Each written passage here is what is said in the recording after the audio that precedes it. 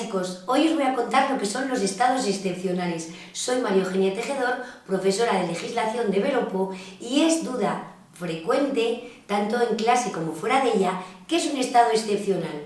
Pues los estados excepcionales son los estados de alarma, excepción y sitio. Como el propio nombre dice, no hay circunstancias normales, surgen circunstancias extraordinarias que impiden el funcionamiento normal de las instituciones, que hacen imposible el funcionamiento normal de los poderes de las autoridades competentes. Y entonces el gobierno directamente o el Congreso de los Diputados, a propuesta del gobierno, va a declarar alguno de los estados excepcionales en función de las circunstancias que concurren. Tenéis que saber que las medidas que se adopten tienen que ser solo las específicamente necesarias para el restablecimiento de la normalidad. No es algo que pueda ser continuado en el tiempo, que se haga asiduo. Están recogidos en nuestra Constitución española, tanto dentro del artículo 116 como desarrollados en la Ley Orgánica 4/1981 de 1 de junio. Y vamos a proceder a desarrollar cada uno de ellos. El estado de alarma es el estado excepcional menos grave de todos los que hay. Ojo, dentro de la gravedad de los estados excepcionales. No se puede llevar a cabo el funcionamiento normal de las instituciones y hay que saber por qué circunstancias se declara el estado de alarma. Pues bien, la primera, catástrofes, calamidades o desgracias públicas, tales como inundaciones, terremotos, incendios forestales urbanos. Segundo, crisis sanitarias, tales como epidemias o casos de contaminación grave. Terceros, paralización de servicios públicos esenciales para la comunidad. Ojo, cuando no se garantice el normal funcionamiento del artículo 28.2 y 37.2 de la Constitución, que precisamente dice que aun cuando haya casos de huelga o directamente de negociación o directamente, por ejemplo, conflicto colectivo como un cierre patronal, se tienen que mantener en todo caso los servicios esenciales de la comunidad.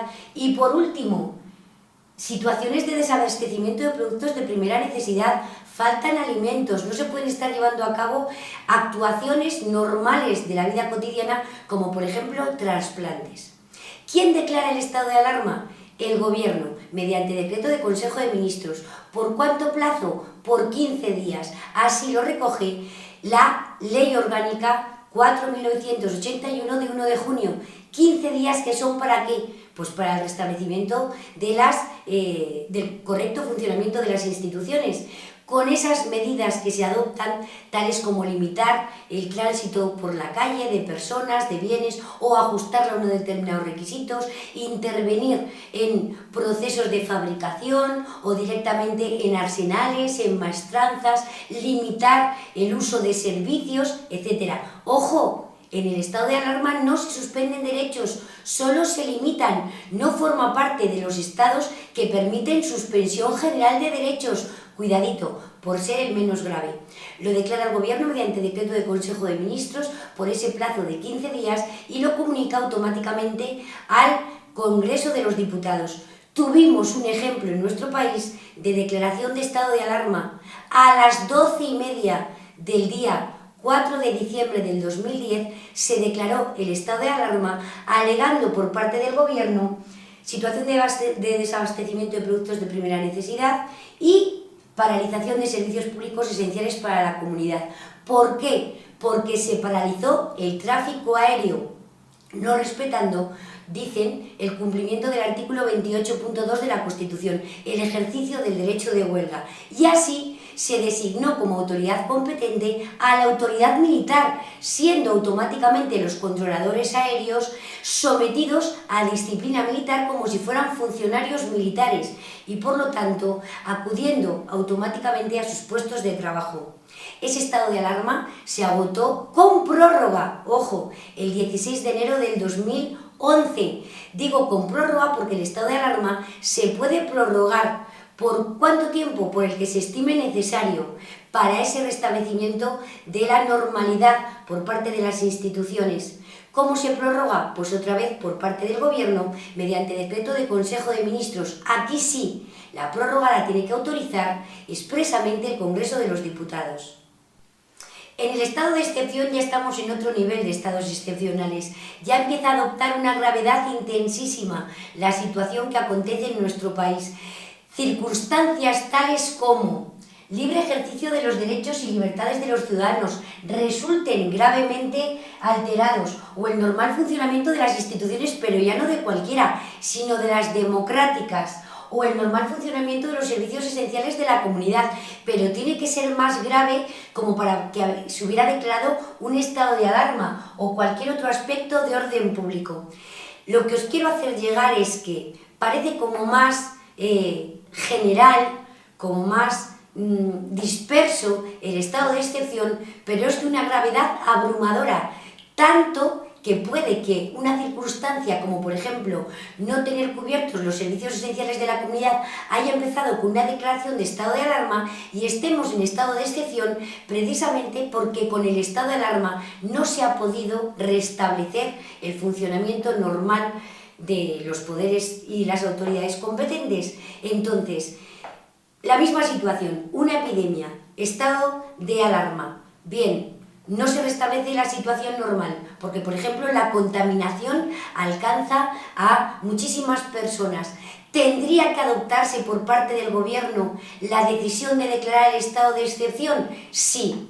Teniendo en cuenta las circunstancias, sí. ¿Por qué? Porque ya en estado de excepción el gobierno, mediante su decreto, puede suspender por parte general el ejercicio de derechos. ¿Qué derechos? Por los que aparecen nombrados en el artículo 55 de la Constitución, tales como la detención o el derecho a la libertad y a la seguridad de las personas, como están recogidos en el artículo 17 de la Constitución, el artículo 18.2 y 3 de la Constitución, es decir, una inviolabilidad del domicilio, un secreto de las comunicaciones, el artículo 19 de la Constitución, entrar y salir libremente del territorio español, el artículo 20.1a, es decir, la libertad de expresión, o el 20.1d, la libertad de prensa, el artículo 21, el derecho de reunión y manifestación por lugar de tránsito público, el artículo 28.2, el ejercicio del derecho de huelga, el artículo 37.2, el ejercicio del conflicto colectivo manteniendo los servicios esenciales de la comunidad. ¡Cuidado! La suspensión de derechos es general. ¿Para qué personas? Pues para las personas que vengan establecidas directamente en el decreto, porque el estado de excepción también se declara por el Gobierno mediante decreto de Consejo de Ministros previamente autorizado por el Congreso de los Diputados. ¿Por qué plazo? Por 30 días. Ese plazo es para conseguir que mediante la suspensión de derechos a la que se proceda, porque no se tienen que suspender todos, sino solo los que sean estrictamente necesarios para restablecer el funcionamiento normal de las instituciones o de los poderes ordinarios, esos 30 días tienen que bastar, y si no bastan, pues se procederá a la prórroga. ¿La prórroga que servirá para qué? Pues para seguir adoptando medidas menos o más intensas y volver a la normalidad. ¿Por cuánto se puede prorrogar un estado de excepción? Aquí sí hay límite, recogido directamente en el artículo 116.3 de la Constitución, por otros 30 días, ya improrrogables, ¿vale? Y otra vez la prórroga se declararía por el Gobierno mediante decreto de Consejo de Ministros previamente autorizado por el Congreso de los Diputados. Cuidado, no hemos tenido, gracias a Dios, ninguna declaración de estado de excepción, pero hay que pensar que después de un estado de alarma puede llegarse a un estado de excepción. Hay que ver la gravedad del estado. Chicos, después de haber desarrollado el estado de alarma y el estado de excepción, llegamos al estado de sitio, que es el estado más grave de todos los estados excepcionales. Dice la doctrina jurídica que este estado solo es comparable a una situación previa a la declaración de estado de guerra. Gravísimo. ¿Qué situaciones pueden dar lugar a la declaración del estado de sitio?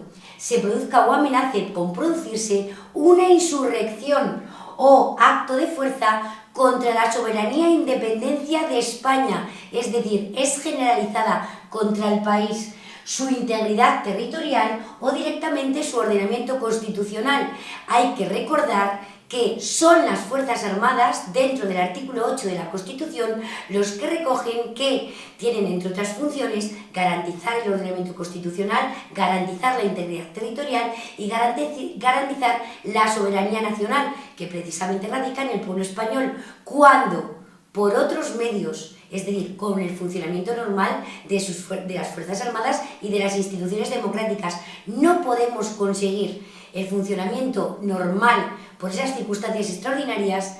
El gobierno propondrá, ojo aquí, no declara, el gobierno propone en exclusiva la declaración del estado de sitio. ¿Pero quién lo declarará? El Congreso de los Diputados, mediante una adopción, mediante una votación por mayoría absoluta del Congreso de los Diputados. Cuidadito, aquí lo que va a pasar es que va a haber la misma suspensión general de derechos del estado de excepción, es decir, que se pueden también suspender los derechos que sean absolutamente necesarios para el restablecimiento de la normalidad, los mismos, pero ojo, a mayores también tenemos que sumar la posible suspensión del artículo 17.3 de la Constitución, los derechos del detenido.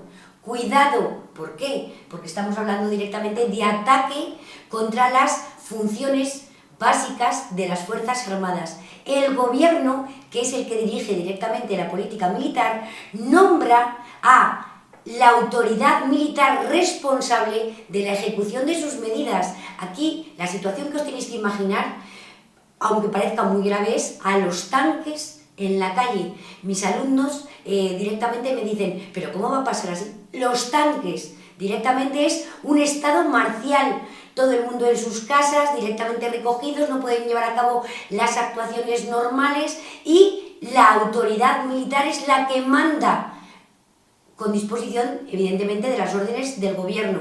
Y las sanciones son militares y la jurisdicción que va a conocer de esas sanciones son militares. Lo peor que nos podría pasar. De hecho, podríamos poder poner en nuestro ordenamiento jurídico una posible declaración de estado de sitio que no tuvo lugar precisamente porque cuando se produjo lo que se secuestró fue al órgano que es competente para declararlo.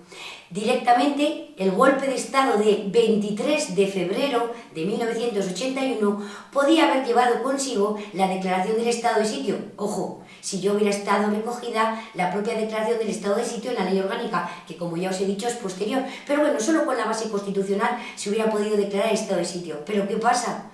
Que Tejero se fue, ¿a dónde? Al Congreso de los Diputados, y el Congreso de los Diputados era el que tenía que declarar estado de sitio. Estaban como para votar, como podréis comprender.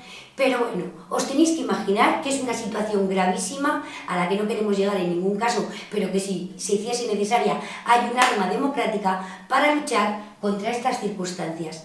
Espero que os haya gustado muchísimo la exposición de los estados excepcionales. Sé que es duda frecuente y lo que quiero es ayudaros. Si tenéis cualquier comentario, podéis hacerlo aquí en comentarios de este vídeo y nos vemos la siguiente semana. ¡Hasta luego!